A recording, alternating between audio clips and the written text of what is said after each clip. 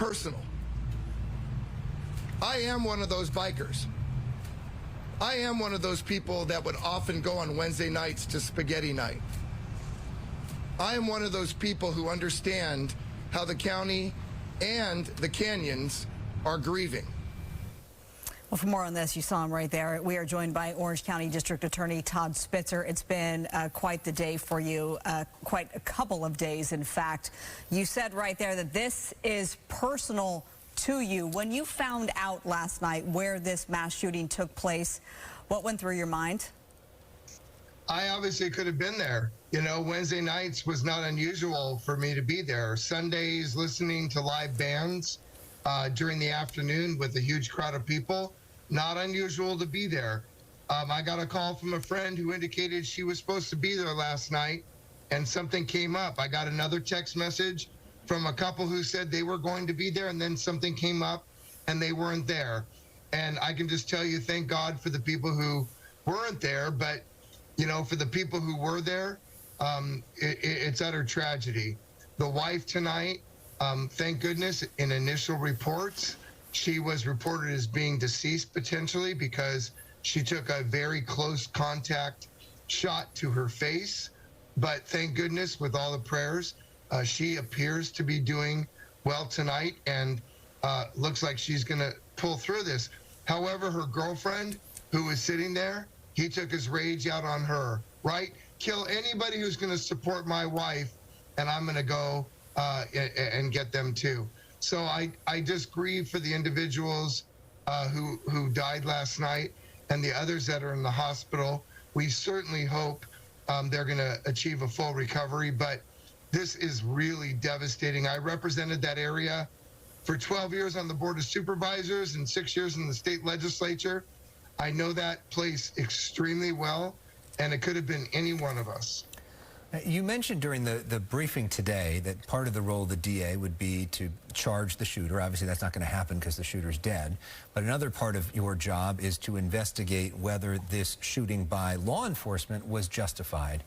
And you describe what you've seen so far from law enforcement as heroic. Can you talk about the role of law enforcement in responding in just 2 minutes? Yeah, I think you both know that I was a Los Angeles police officer for 10 years. I worked the streets of Hollenbeck. Listen, I am one of those people that is so proud of law enforcement in this country.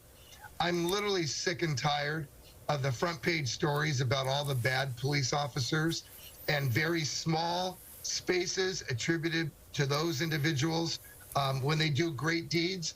I can tell you, because I'm the lead investigator on the officers who did the shooting, 7 of those deputy sheriffs went there and deployed at least 75 rounds and potentially up to 80 or more to take out that shooter. They were taking on gunfire. A shotgun blast appears to have gone through a windshield of one of the responding vehicles. And yet, we're going to criticize law enforcement, defund the police, and prosecute police officers when they make bad judgments. I am absolutely one of those DAs who will prosecute a bad police officer, but I'm not about, in Orange County, California, to disparage the 99.9% of the police officers who get it right, do it well, and are absolutely dedicated to protecting our public. And I stand with them, and I stand with our community tonight. Before we let you go, DA Spitzer, we want to get your thoughts on sort of this really troubling trend, if you want to call it that. I mean, in your county, an Orange County judge is accused of shooting and killing his wife. Now we have a former law enforcement officer accused of killing 3 people last night. What do you make of this? I also had the shooting at the church in Laguna Woods. I've had 3 mass shootings since I've become district attorney.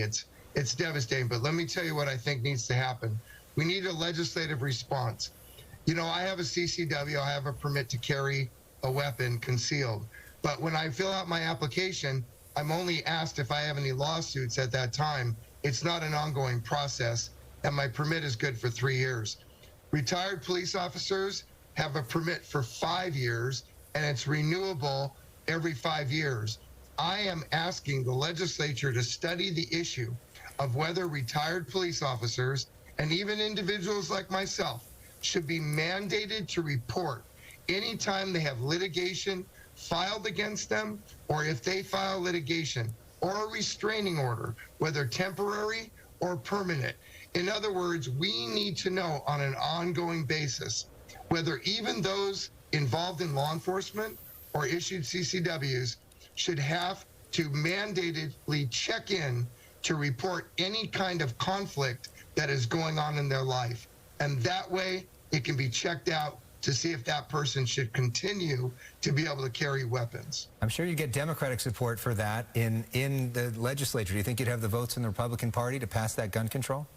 Why wouldn't a member of my party want to make sure that individuals who have been issued a permit are checked in moments of crisis to ensure that they should be able to continue to carry those weapons?